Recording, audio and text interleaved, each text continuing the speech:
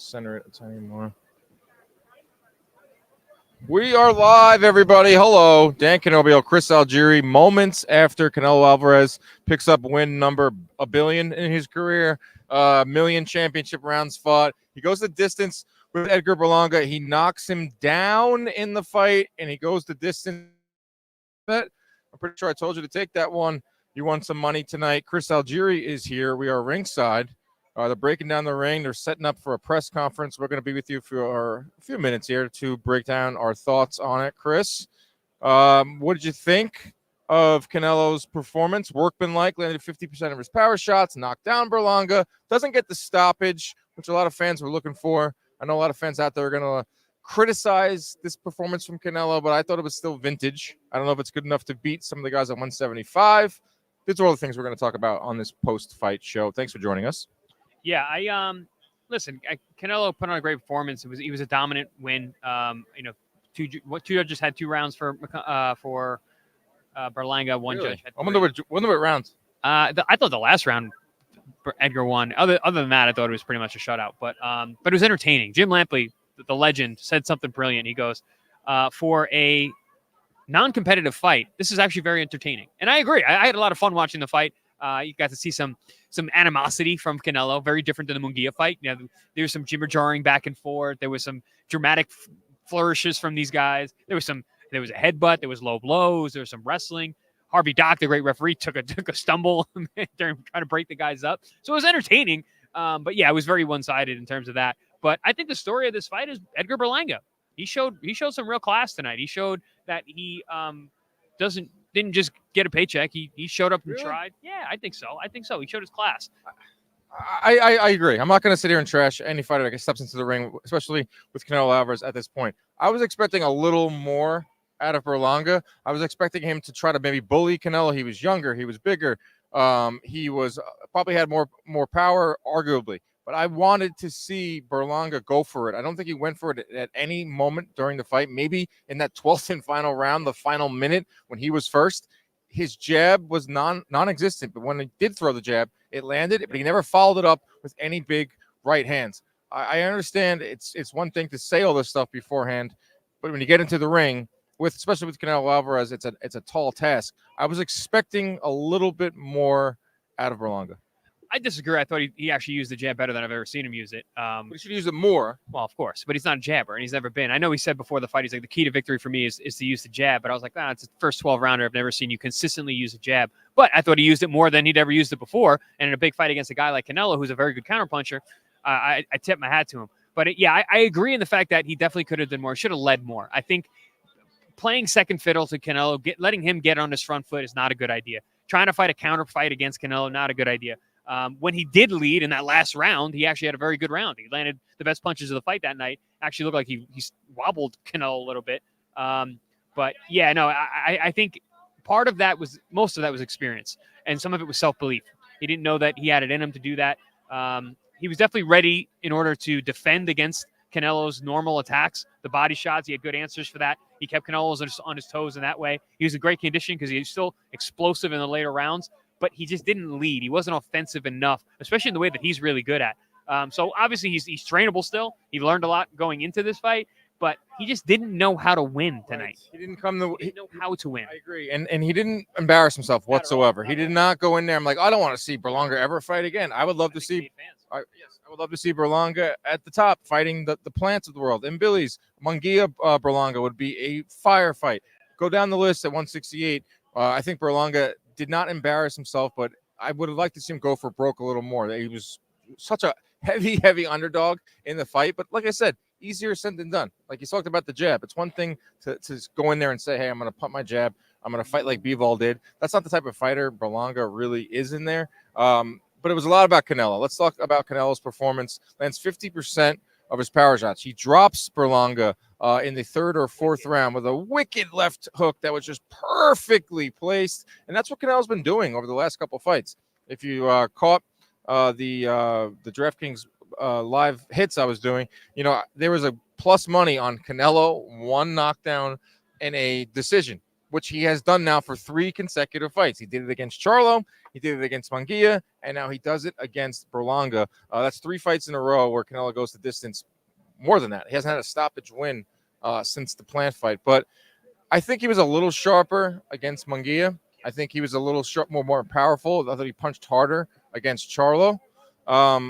I don't know if he's slowing down per se. It's a different Canelo Alvarez in there. It's a more measured Canelo. He's still landing 50% of his power shots. He's still dropping guys. He's just not getting those stoppages. And that's just father time. He's 34 years old, 500 rounds fought now. The accolades just go up and down. So maybe he's not that guy that we saw against BJ Saunders or Caleb Plant. Maybe this is what we're going to see from Canelo. And is it good enough to beat? I don't even know who's left at 168. Is it good enough to beat the guys at 175? Because that's the name he was talking about this week was Bivol. Yeah, you're not touching Bivol with a 10-foot pole, especially off this performance. And I don't know what to blame. I don't know if it's age. I don't know if it was just the animosity he had towards he fought a little too much ego tonight for me. He was loading up on shots, really looking for KO punches. The punch that dropped Berlanga was a beautiful, smooth punch. He set it up perfectly, didn't overthrow it. After that, he was just overthrowing everything from there. Super wide overhand shots, big swinging, sweeping left hooks. When was the last time we seen him throw punches like that and miss? So Very rare. very rare for him to be, and he did it multiple times this fight.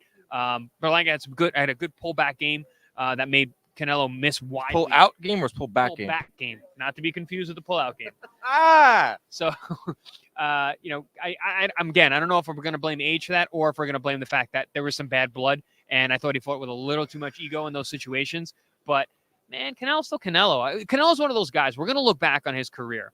Like, right after he retires, we're going to be like, man, he was good. Man, I miss Canelo. Yes. Problem is that he gets a lot of heat and a lot of hate. He's the king. Halfway through that fight, I'm thinking 3 years ago, Canelo gets Berlanga out of there. I'm thinking of the Canelo that beat up Saunders. I'm thinking of the Canelo that was on that magical run at 168. So dialed in then. He's just dialed in. But that's he was 30 years old, and now he's 34. Like I said, father time. He's 34 years old. It's just life is fleeting. Life is fleeting. This guy is getting all philosophical. Because 2-3 years ago, Canelo was consensus number 1. He loses to Bivol. He goes and fights Golovkin for the 3rd time. He fights John Ryder, which no one really wanted to see. He goes and signs with the PBC. We were excited for that, but it wasn't giving us the fights that we necessarily wanted to see. I don't think anyone was clamoring for Canelo to fight Jermell Charlo. He goes to distance with him. Now he goes distance with Munguia. Now he goes to distance with Berlanga. It's not the same, like, holy shit, Canelo Alvarez of 2020, 2019, 2018 beating Kovalev. It's still fun. This arena was full. It was loud. This week was amazing. It's still Canelo Alvarez. I just want to know how his next what is his next 3 fights? What the Canelo Alvarez's next 3 fights look like? How does he end this illustrious career? How does he land the plane? Does he go up to 175 and fight Bivol? Does he go and fight some of those guys at 175? Does he fight Benavidez? No. Does he fight Crawford, who's here looking for Canelo? No. Who does he fight then? Who's left? Christian and Billy. Stop it. That's the next fight in May. I'm telling you. That's probably going to be We're coming back here in May. Mm-hmm. I'm even bigger at that point. And we're watching Canelo fight Christian Billy. He doesn't fight Crawford. He doesn't fight Bivol. Doesn't fight Benavidez. No. Does not fight Bivol or Benavidez. Crawford? Possibly Crawford. I still don't see that either. I think it's going to be in Billy, and then we'll see who else is around at that point. Maybe a Caleb Plant rematch. You're not instilling some inspiration into me right now. Be realistic, bro. I hear you. This version of Canelo Alvarez that we're seeing now, landing 50% of his power shots, throwing around 40 punches around, not having the game-changing late power to stop guys. Can this version of Canelo Alvarez beat David Benavidez at 168, we'll say? No, not busy enough. Not busy enough. And I don't know. My partner over at Pro Box TV, Paul Malignaggi, the Magic Man, he thinks that Benavidez is going to walk through Canelo. I've been saying that forever. I don't think anyone walks through Canelo. But this version of Canelo, who is just not that busy, it's going to be very difficult to do with a guy like Benavidez, who's so big and busy. Guy is super, super active. He comes forward, throws a million punches. Not saying that I see Benavidez definitely beating Canelo. I think it's actually a really good fight. but not this version. Frank Espinosa in the chat. 2 dicks. Nice. Thanks, Frank. You're watching us. What does that say about you, pal? Yeah, I don't know. I still think he beats Benavidez. I still think he has just enough. He'll be more motivated. He still has the power. He still has the experience. That's the thing with Berlanga. When he was walking into that ring on that ring walk, when he was backstage, I saw it on his face like, holy shit. My biggest fight was Patrick McCrory. Or my biggest fight was maybe at the theater in front of 5,000. There's 20,000 here. We're in Vegas. This is September, in the Mexican Independence weekend. The same thing. I don't think food hard on the way out. Really bad. I'm not saying that Benavidez is on the same level of Berlanga when it comes to experience. He's well above that. He's been a champion since he was like 20, 21 years old. He's fought some big names. He's been in some big fights. He's headlined pay-per-views. But I do believe that Canelo can grown man him in there at times. I know it's not a popular opinion, but I believe Canelo would be favored, and I would pick Canelo in a fight against Benavidez at 168. Press one. Yeah, I think a 68 with rehydration clauses, which is I think the only way that fight could actually happen. Yeah, listen, I've always thought that, Canelo, he's going to age out where he's not going to be able to beat Benavidez, but I do believe the best version of even this age Canelo can get a victory over Benavidez. I think he should look for it soon. I think he should have fought him already. I agree. I couldn't agree with you more. He can continue to fight these types of fights against Berlanga, right? And take home 40 to 50 million. He told you 80% of the revenue at the concession stands. That Canelo got that. That's 80% of the hot dog went into Canelo's pocket. He can do that for the next 3-4 years. Came up and just grab the hot dog out of your hand and bit in 80% of it. What would you do? I would say you deserve that. You're the king. You're Viva Cabrones. But he can do that. He can keep doing this. He can do this. Sell out this arena, 300 to 500,000 on pay-per-view by fighting Mabili, by fighting whoever, by blowing up guy at 160, not named Crawford or that. Or does he want to go for the big one? Does he want to try to maximize the biggest possible pot? That would be Benavidez. Or would it be Crawford? Who would do better business, Crawford or Benavidez? Crawford. I agree. Crawford. And it's a I think a less dangerous fight. Well, maybe not, because the thing is, if you fight Benavidez and you lose, it's like, well, you lost to the younger, bigger guy. You lose to Crawford, that's tough, man. You lose to a 54-pounder. I think the Crawford fight is a puzzle. Like, it's a mental fight for Canelo in terms of trying to figure out Crawford as a master boxer. So much bigger, just too big. Canelo's way too big. If I was Canelo, I'd much rather fight Benavidez. Bigger guy. He's better with bigger guys anyway. Right. So that's the next other fight out there. The other super fight out there is Crawford. Crawford is here right now looking for Canelo Alvarez. I think he's searching for him right now. I don't know. I don't think that happens. I really don't want to see it. I did at one point. It's gone. It's Canelo versus Benavidez. Yeah. That is it. It's always been it.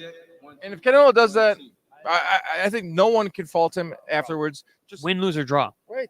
I respect the hell out of him for taking even a hydration clause put on. I think fans would be fine with it. I think Benavidez would be fine with it. Just get the damn thing over the finish line. Have it here in Vegas. Don't have the Saudis involved. Just have it in Vegas. Maybe next May. Hopefully next May. Because I really don't want to go any further talking about Benavidez and Canelo. I don't know if fans are still clamoring for it. I don't know if media is still asking for it. I don't even know at this point. Is it gone out the window? I'm just curious. I'm always wanting to know what's next.